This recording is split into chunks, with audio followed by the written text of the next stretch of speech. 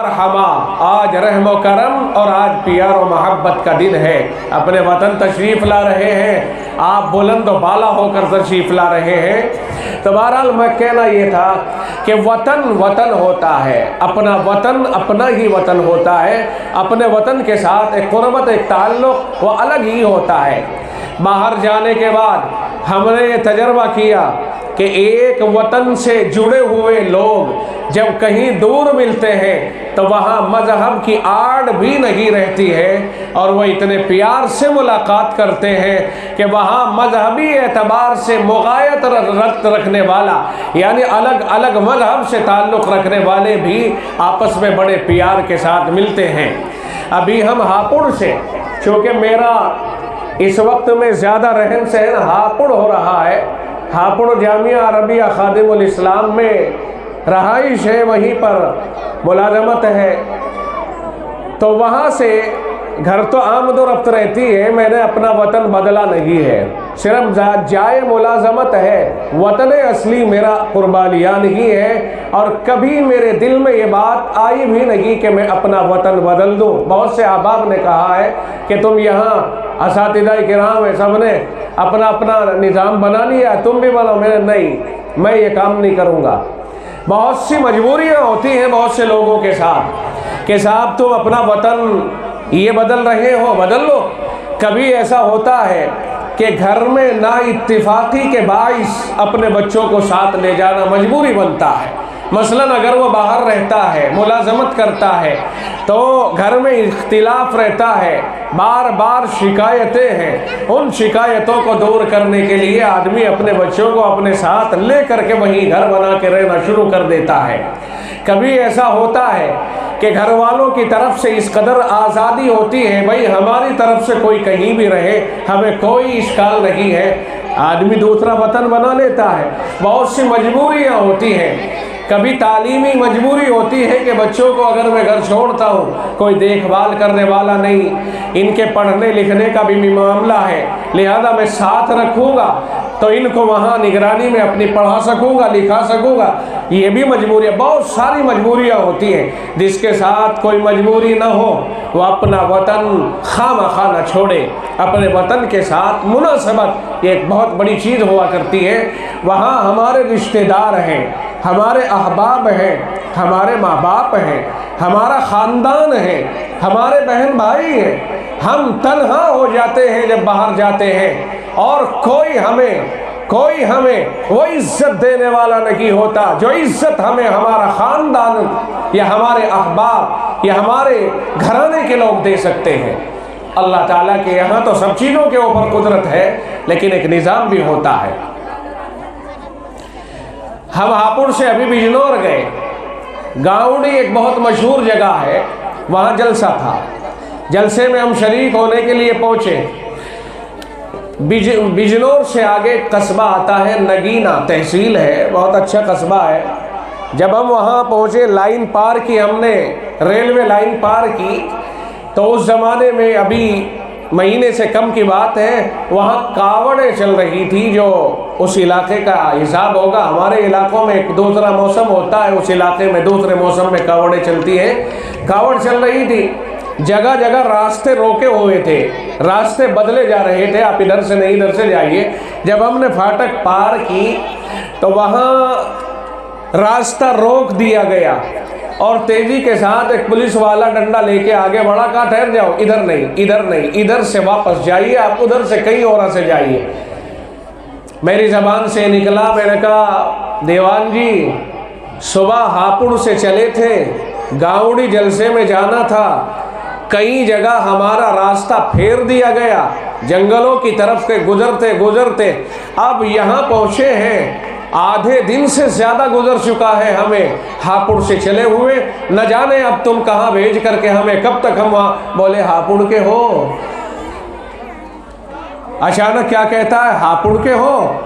हापुड़ का ही मैं भी हूँ और फला जगह मेरा घर है। भाई बहुत अच्छा, आप ज़रा सा गाड़ी रोके और मुझे अपना नंबर दे और मेरा नंबर ले, और कहीं कोई परेशानी हो जाए तो आप ज़रा मुझे बताना, और अब आप यहीं को जाएंगे, आप तो हमारे हापुड़ के हो ना, और देखो मेरा नाम फ़ला है, फ़ला वो गैर मुस्लिम था, मेरा नाम ये है। आप हमारे वतन से आए और फिर हम आपका रास्ता, ये नहीं होगा, आप जाइए, अब आप यहाँ को निकलिए। एक तरफ को रोक करके उसने हमें अपना नंबर दिया, हमारा नंबर दिया और कहने लग गया कि जब मैं हापुड़ आऊँगा तो मैं ज़रूर मदरसे आपसे मिलने के लिए आऊँगा। इस तरह से उसने हमारे साथ जो बर्ताव किया, जो मुदारात की, वो महज वतन की बुनियाद पर की है कि एक वतन था और बहुत ज़्यादा दूरी नहीं थी।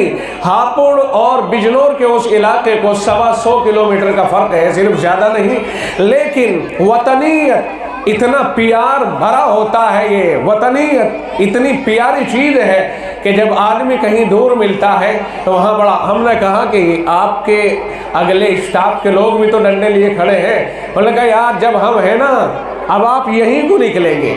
मैंने कहा साइड में को निकल जाए कोई बात नहीं, क्यों खावा, नहीं अब आप यहीं को निकलेंगे। उसने हमें ज़बरदस्ती फिर वहीं को निकाला जिस पर 100% प्रतिबंध था और निकलने से मुमानात थी। कहा तो हमारे आदमी ना हो, कैसी बात कर रहे हो जी, अब तो यहीं को निकले हो। उन्होंने इशारा दे दिया। अच्छा वो देख रहे हैं कि या तो ये भागा हुआ गया था डंडा लेके इन्हें रोकने के लिए मुल्ला जियों को, और यह मुल्लाओं का फैन हो गया, क्या बात है। वो बड़े हिसाब से वहाँ से देख रहे, वो देखते रहे, हम तबादला करते रहे, हमने उसे नंबर दिया, उसने हमें नंबर दिया, मुसाफे हुए, बहुत अच्छे अंदाज में 2-3-4 मिनट तक वही बातचीत होती रही और फिर हमने वहीं को अपनी गाड़ी मोड़ दी जहाँ से हमें रोका जा रहा था। यह है वतनीयत का असर। तो मेरे भाई ये चीज़ एक मुस्तकिल चीज़ होती है। अल्लाह ताला हमारे साथ अपने ख़ास रहमो करम का मामला फरमाए। इस मदरसे के लिए मैं कह रहा था कि यहाँ इस मदरसे में आने के बाद आज मैंने अपने इलाके और अपने वतन की ज़बान को 100% सुना। मेरा दिल बहुत मुतमईन बाग बाग हो गया, मेरी तबीयत के अंदर बहुत ज़्यादा फरहत थी, बहुत ज़्यादा सुरूर था, बड़ी कैफ मेरे ऊपर तारी हो रही थी जब मैं इन बच्चियों से वही पुरानी भाषा जो बचपन में इस्तेमाल होते हुए सुनते थे, क्योंकि अब तो हम भी अपनी वतनी ज़बान से ज़्यादा आशना नहीं रहे। अगर हम भी बोलना चाहें तो शायद बोल तो सकते हैं मगर तकल्लुफ़ होगा। अब जो इन्होंने आते ही बच्चियों ने कहा अरे बोबो, कसम सुनते ही बड़ी तबीयत बहाल हो गई, बहुत अच्छा लगा। इन्होंने याद ताज़ा कर दी कि अजीब कैफियत है। देखो एक होता है तसन्नो और एक होती है बेतकल्लुफ़ी। जहाँ तकल्लुफ़ है वहाँ कुल्फ़त है, तकलीफ़ है, और जहाँ बेतकल्लुफ़ी है वहाँ प्यार है, मोहब्बत है, आशनाई है। इमाम शाफ़ई रहमतुल्लाह की अलैह इमाम मोहम्मद के शागिर्द हैं, इमाम मोहम्मद अलैहिर्रहमा। इमाम मोहम्मद इमाम अबू हनीफा के शागिर्द हैं, तो इमाम शाफ़ी रहमतुल्लाह अलैह के उस्ताद हैं इमाम मोहम्मद। इमाम मोहम्मद ने एक मरतबा इमाम शाफ़ी की दावत की। इमाम शाफ़ी दावत में तशरीफ़ ले आए। इमाम शाफ़ी भी बहुत बड़े वक्त के इमाम हैं, मुहद्दिस हैं, फ़क़ीह हैं और इतने ज़हीन हैं कि अल्लामा अनवर शाह कश्मीरी रहमतुल्लाह अलैह फरमाया करते थे कि ज़हानत के एतबार से कोई है जो इमाम शाफ़ी को चुप कर दे। इतना गज़ब का ज़हीन अल्लाह ने इमाम शाफ़ई रहमतुल्लाह की अलैह को बनाया था, इतना क़ुव्वत हाफ़िज़ा था, इतना गज़ब का ज़हीन अल्लाह ने उन्हें बनाया था कि दुनिया में उस ज़माने में उनकी मिसाल नहीं थी। इमाम मोहम्मद के शागिर्द हैं ये। इमाम मोहम्मद ने दावत की और दावत में बहुत सारी चीज़ें तैयार कराई। कहा मेरा बहुत प्यारा, बहुत लाडला और बड़ा होनहार शागिर्द आ रहा है, लिहाजा उसके लिए अच्छे से अच्छे खाने तैयार कराए जाए। इमाम शाफ़ी के लिए खाने तैयार कराए। जिस वक्त उन्होंने खाने पर, दस्तरखान पर खाना तनाउल फरमाना शुरू किया तो हजरत की ज़बान से एक जुमला निकला इमाम शाफ़ी की कि हजरत उस्ताद मोहतरम आपने तो बड़ा तकल्लुफ़ कर लिया है, मुझ नाचीज़ के लिए बड़ा तकल्लुफ़ कर लिया है। हजरत ने फरमाया, इमाम मोहम्मद ने कहा, ये शाफ़ई मोहम्मद बिन इदरीस शाफ़ई, असल नाम उनका भी मोहम्मद ही था। उन्होंने कहा कि तकल्लुफ वो करे जिसे तकलीफ हो। मुझे खुशी थी, मोहब्बत थी, तो मैंने मोहब्बत में दस्तरखान पर बहुत सारी चीज़ों को लगाया है। इसे तकल्लुफ मत कहना, क्योंकि तकल्लुफ कुल्फ है, कुल्फ मादा है और इस मादे में तकलीफ होती है। तो तकल्लुफ तो वो करे जिसे तकलीफ हो। मुझे तो तेरे आने से खुशी है, उस खुशी में मैंने एहतमाम किया है, मैंने तकल्लुफ नहीं किया है। बताना ये था कि तकल्लुफात तकलीफ का बाइस बनते हैं। अब हम तकल्लुफ में बहुत हाई फाई जुमले इस्तेमाल करें, उर्दू, गज़ब की उर्दू, बला की उर्दू और बलागत फसाहत झाड़ने लगे आपके सामने, तो आपको ये भी पता नहीं चलेगा कि ये कह क्या रहा है। एक मर्तबा एक साहिब मिलने आए, दो आदमी अपने एक दोस्त से मिलने के लिए आए। उन्होंने दस्तक दी, दरवाज़ा खटखटाया और जब वो अंदर पहुँचे तो इन्होंने अदबी अंदाज में फ़ारसी के अल्फाज इस्तेमाल किए और आने वाले दोस्तों से, मेहमानों से उन्होंने खैरियत पूछते हुए यूँ कहा, आपकी कीश्त-ए-ज़ार पर तकातुर अमतार हो रहा है। यानी क्या मतलब हुआ इसका? इसका मतलब ये हुआ क्या बारिश हो रही है, माहौल कैसा है, मौसम कैसा है, खेती बाड़ी कैसी है, पूछना तो वो चाह रहे हैं, लेकिन जुमले बहुत अदबी इस्तेमाल किए, उनके पल्ले नहीं पड़े। जब इन्होंने कहा आपकी कीश्त-ए-ज़ार पर तकातुर अमतार हो रहा है, उन्होंने कहा कि भाई साहब तो कुरान शरीफ पढ़ रहे हैं, बाद में मिलने आ जाएंगे। तो मालूम हुआ कि रैंक से ऊपर के अगर जुमले इस्तेमाल करेंगे तो पल्ले ही नहीं पड़ेंगे, पता ही नहीं चलेगा क्या कह दिया।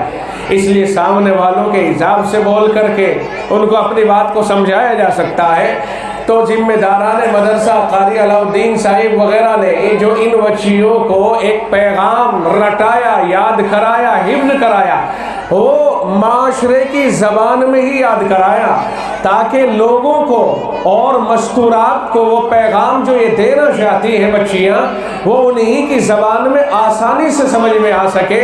चुनांचे मुकालमे में जो पैगाम था, एक शानदार पैगाम था। पैगाम ये दिया उन्होंने कि बच्ची आपस में एक दूसरे से मुलाकात करके, खैरियत मालूम करके, उनकी मसरूफियतें जानकर ये तासुर देना चाह रही है कि दुनिया के अंदर कहीं भी रह लेना, कुछ भी कर लेना, लेकिन तुम्हारे हाथ से तुम्हारी तहजीब नहीं जानी चाहिए, तुम्हारे हाथ से इस्लाम का दामन नहीं छुड़ना चाहिए। तुम कोई भी तालीम हासिल करो, तालीम हासिल करना, हर एक तालीम है, हर चीज़ हमारे लिए फ़ायदे की चीज़ है, लेकिन जो इस्लाम से टकराए, जो निज़ाम इस्लाम से टकराए, जो कुरान से टकराए, फिर उसे तालीम नहीं कहा जा सकता है, उसे फसाद का ज़रिया कहा जाएगा। इस्लाम तो किसी भी पढ़ने पढ़ाने से या कोई भी पेशा करने से कभी नहीं रोकता है, बल्कि इस्लाम तो ये कहता है, कुरान कहता है और अल्लाह का फरमान कहता है कि तुम दुनिया में चलो फिरो और तुम दुनिया में कारोबार करो, तुम दुनिया भर का रोजीना हासिल करो, अपने कारोबार को बढ़ाओ, अपनी पूंजी बढ़ाओ, अपनी दौलत बढ़ाओ, माल बढ़ाओ, अपने सब कुछ बढ़ाओ, लेकिन अल्लाह की मर्जी के खिलाफ नहीं। वो काम करो जिसमें अल्लाह की मर्जी हो। अल्लाह के नबी अलैहिस्सलातु वस्सलाम ने खुद इरशाद फरमा दिया है कि जो आदमी कमाई करने वाला होता है, अल कासिबु हबीबुल्लाह, फरमाया कमाने वाला, मजदूरी करने वाला, मेहनत करने वाला, चाहे वो मेहनत किसी भी एतबार से कर रहा हो, अगर वो फैक्ट्रियों में जाता है तब, या अगर वो अपने खेतों में जाता है तब, या किसी की पल्लेदारी करता है तब, अगर किसी का माल सरों पे या कमर पे लाद करके पैसा कमाता है तब, अल्लाह के नबी अलैहिस्सलाम ने फरमाया अल कासिबु हबीबुल्लाह, कमाने वाला अल्लाह का महबूब होता है। जो आदमी कमाता है वो अल्लाह को पसंद आता है। ये निकट्टू जो कमाई नहीं करते हैं, जो ठल्ले हैं, जो कारोबार पर नहीं जाते हैं, मजदूरियों ऊंचाइयों पर नहीं जाते हैं, ये अल्लाह को पसंद नहीं है। अल्लाह को वही पसंद है जो कमाने वाला हो और दूसरों के ऊपर बोझ न बनने वाला हो। दूसरों पर बोझ बनने वालों को शरीयत पसंद नहीं करती है। इसीलिए अल्लाह के नबी अलैहिस्सलाम ने फरमाया, अल मुमिनुल कविय्यु खैरुम मिनल मुमिनिज़ ज़ईफ़ी। फरमाया कि ताकतवर मोमिन, सेहतमंद मोमिन, ताकतवर ईमान वाला ये बेहतर होता है उससे जो कमजोर होता है, जो कमजोर होता है, ज़ईफ होता है। इस हदीस पाक से साबित हुआ कि तुम प्रैक्टिस करो, तुम मश्क करो, तुम जिम करो, तुम भाग दौड़ करो, तुम अपने एतबार से अपने जिस्म को फिट करने के लिए कोशिशें करते रहो, ये अल्लाह को पसंद होता है। ये पोस्ती बन के बैठ जाना और चलने में भी ऐसी नज़ाकत कि अगर बताशा पैर के नीचे आ जाए उसे भी एहसास न हो, और इस अंदाज में अपने आप को पेश करना कि बड़े नाजुक और नाज के साथ, ये अल्लाह को कतन पसंद नहीं है। ताकतवर बन जाओ, सेहतमंद बन जाओ और प्रैक्टिस करके और इस तरह से अपने आप को फिट कर लो कि जरूरत पेश आए तो आपकी हिफाजत न करनी पड़े, आप दूसरों की हिफाजत करने वाले बन जाए। बड़ी मुसीबत की बात है।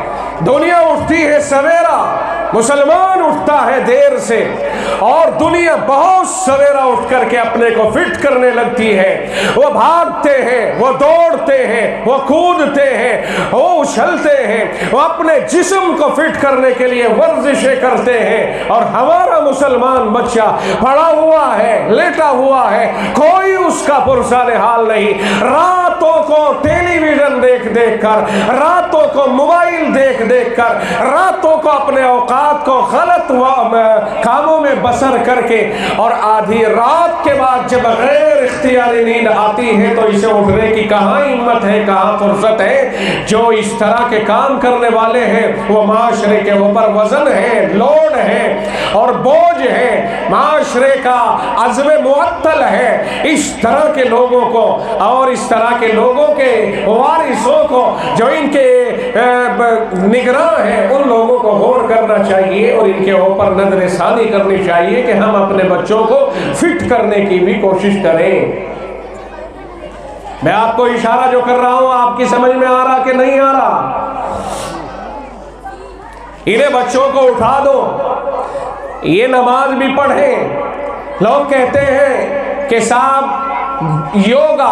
योगा करें, फला करें। आपके लिए तो बहुत सारे ऑप्शन हैं जो आज योगा की तालीम देने वाले हैं, और वो कहते हैं कि हमारा लोगों पे एहसान है कि हम उन्हें फिट रखने के लिए ये तालीम देते हैं। तो आपके मुंह में जबान होनी चाहिए, आपकी खोपड़ी में और हमारी दिमाग होना चाहिए।